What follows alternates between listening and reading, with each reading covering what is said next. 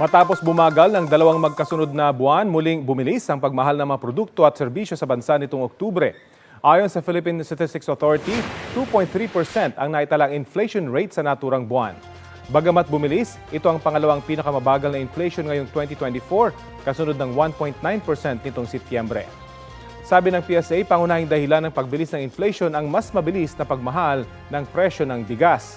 Gayon din ang mas mabagal na pagbaba ng presyo ng ilang klase ng gulay at isda. Nakaambag din sa pagbilis ng inflation ang mas mahal na renta sa bahay, pagtaas ng presyo ng liquefied petroleum gas o LPG at singil sa tubig.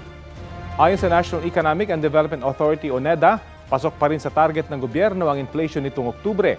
Tinututukan daw ngayon ng NEDA na mapanatiling stable ang presyo ng pagkain kasunod ng pananalasa ng mga bagyo.